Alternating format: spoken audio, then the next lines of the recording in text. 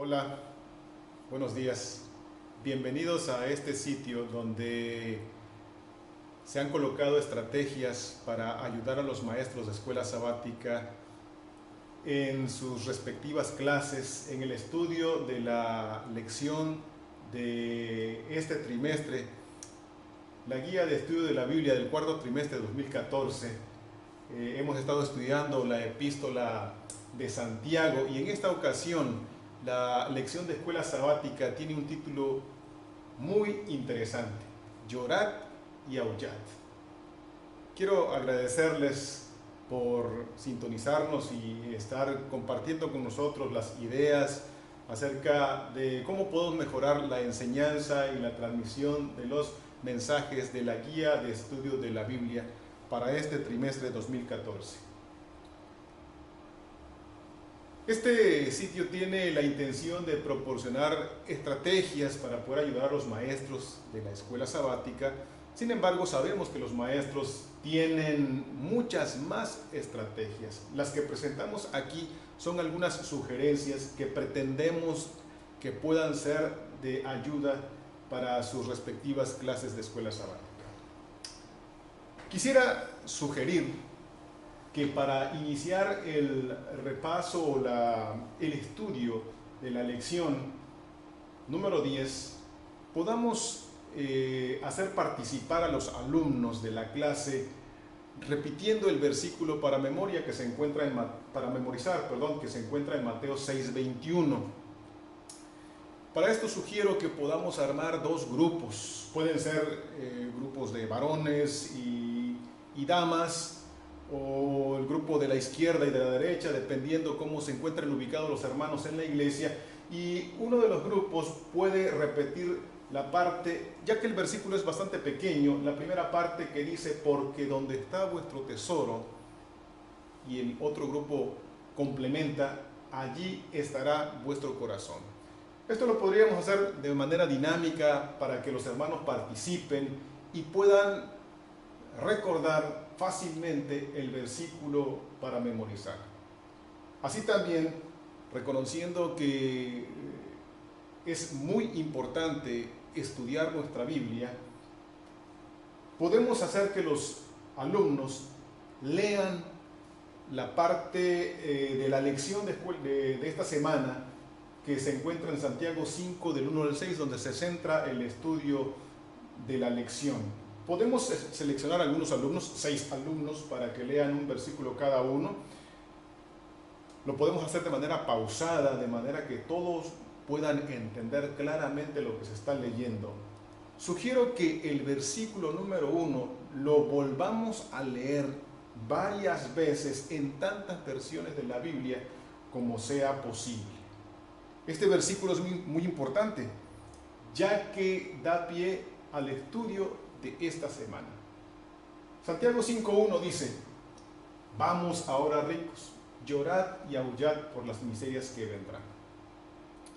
Aquí puedo sugerir una estrategia: que como grupo discutamos estas preguntas. ¿Quiénes eran estos ricos?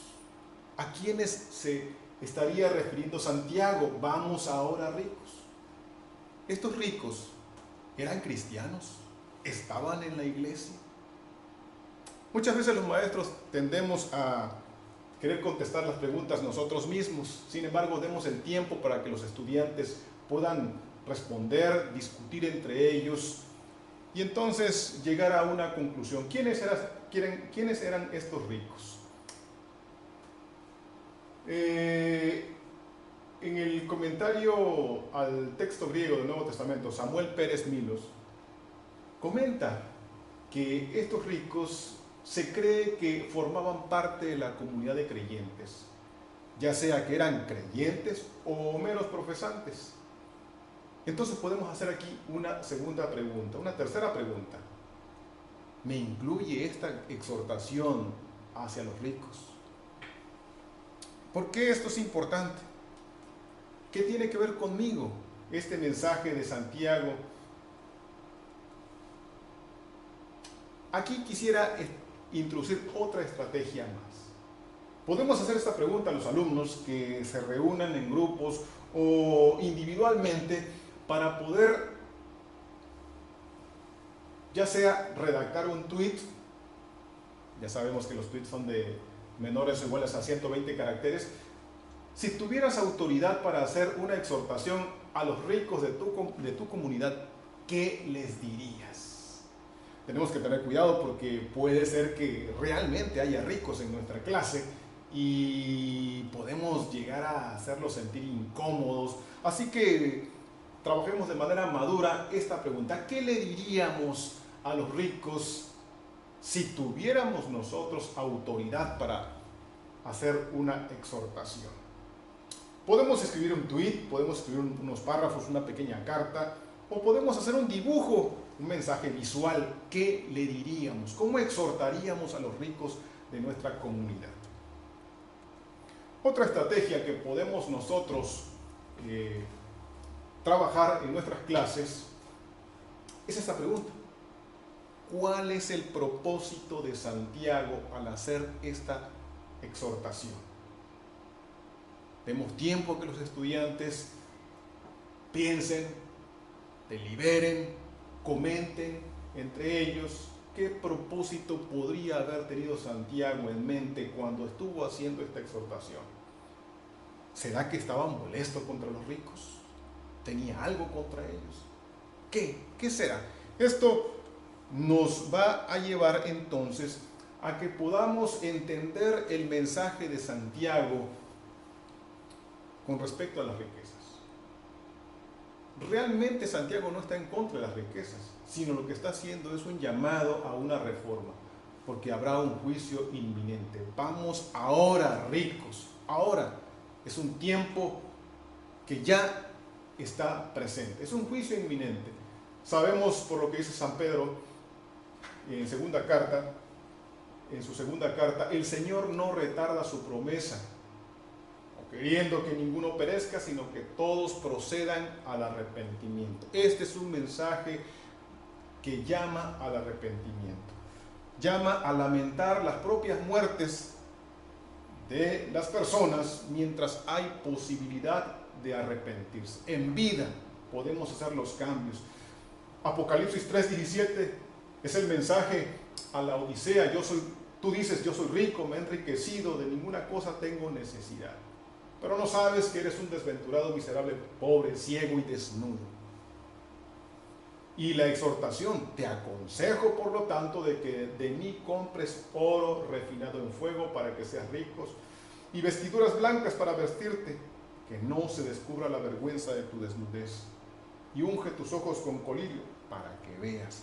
Ese es el mensaje a la iglesia. La exhortación de Santiago entonces es al arrepentimiento. Y aquí utiliza una figura importante: llorar. ¿Por qué es necesario llorar por el pecado?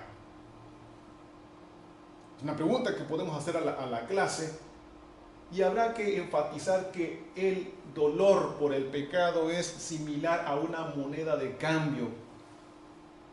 Dolor, tristeza por el pecado, lo cual lleva y va ligado a un genuino arrepentimiento que finalmente tiene que llevarnos a abandonar el pecado. El llorar es un fenómeno, es una característica que todos los seres humanos, la mayoría, tenemos. Es un fenómeno complejo que responde a un estado emocional. Todos lo hemos experimentado: lágrimas, respiración lenta, y el ritmo cardíaco se incrementa. En algunos lugares se utiliza la terapia con lágrimas, la lagrimoterapia, para eliminar la tensión física y emocional. Por ejemplo, en Japón hay grupos que se reúnen, eso está muy de moda, para llorar, y entonces ellos así eliminan sus tensiones. Las lágrimas tienen un componente bien importante. Tenemos dos tipos de lágrimas, existen dos: las basales y las reflejas. Es sorprendente que al año podemos generar hasta 114 litros de lágrimas. las lágrimas emocionales tienen que ver con un mecanismo social, según dicen los estudiosos, que tiene que ver también con la simpatía o la sumisión. La composición de las lágrimas es en base a lubricantes antibacteriales, hormonas del estrés, según lo que se ha estudiado, y algunas sustancias como las endorfinas y analgésicos naturales. Por eso es que cuando tenemos tensiones, sufrimientos, el llorar libera gran parte de esta tensión emocional. Ahora, llama Santiago a los ricos a llorar y aullad.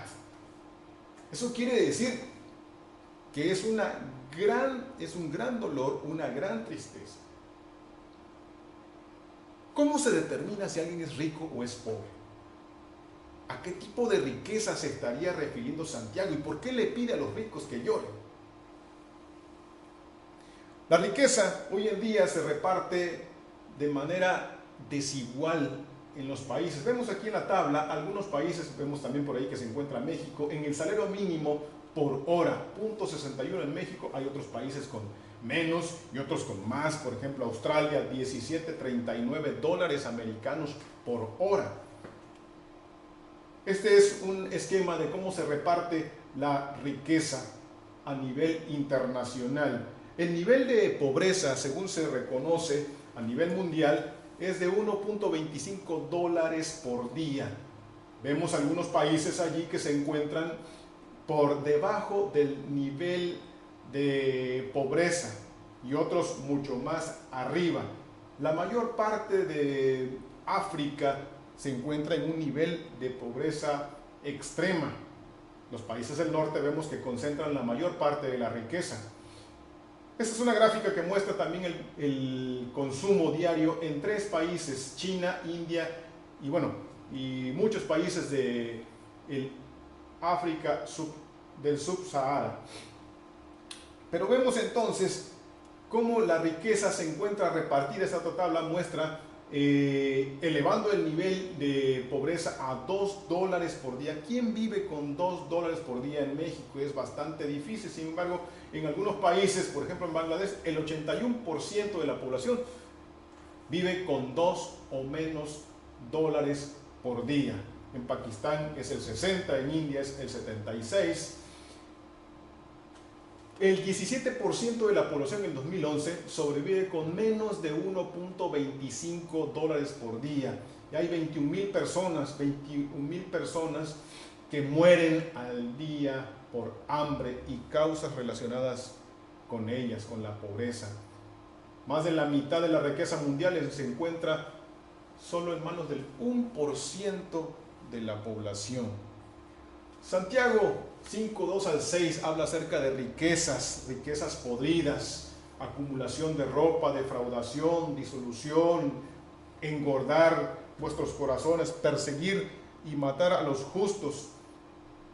Dice en la edición del Maestro un comentario: la riqueza no se mide por lo que uno posee, sino que se mide por lo que, la riqueza se mide por lo que uno posee, A los ricos a los que se refiere Santiago no son sencillamente los que tienen muchos bienes, son los que tienen más que suficiente, y esto nos incluye a todos. El clamor de los pobres: ¿cómo saber si realmente el dinero nos sirve o servimos al dinero? Sería una pregunta importante que podríamos realizar a nuestros compañeros de las clases de escuela sabática.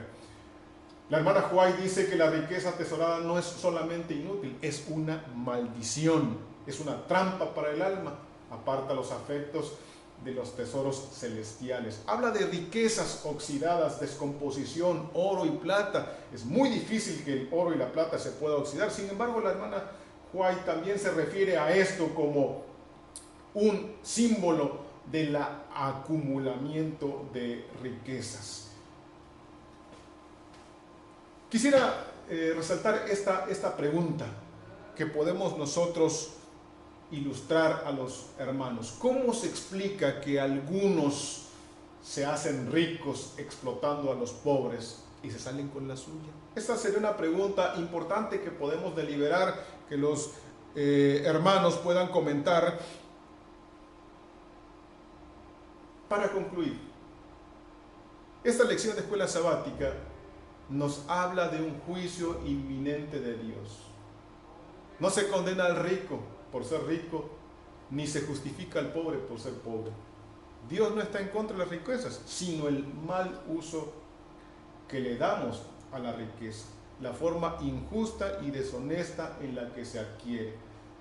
1 Timoteo 6:10 dice: el amor al dinero es la raíz de todos los males. La lección de escuela sabática, entonces, hermanos, tendría que llevarnos a un llamamiento al arrepentimiento genuino. Podemos concluir nuestra clase leyendo los párrafos de Isaías 1:16 al 18. Lavad, limpiaos, quitad vuestra iniquidad, dejad de hacer lo malo, restituid al agraviado, oíd en derecho al huérfano, amparad a la viuda. Venid luego, dirá Jehová, y estemos a cuenta. Si vuestros pecados fueren como la grana, como la nieve serán emblanquecidos. Si fueren rojos como el carmesí, vendrán a ser como blanca lana. Que Dios nos bendiga.